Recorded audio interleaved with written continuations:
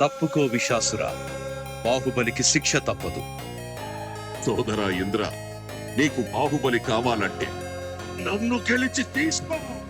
ఈ బాహుబలిని ఎవరు కాపాడతారు ఇప్పుడు?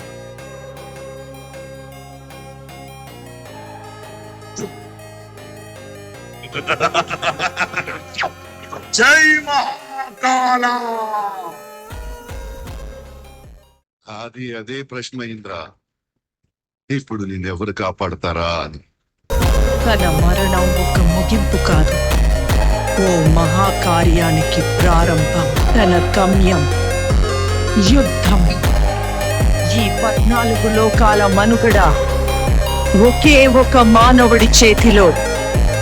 ఆ శక్తి పేరే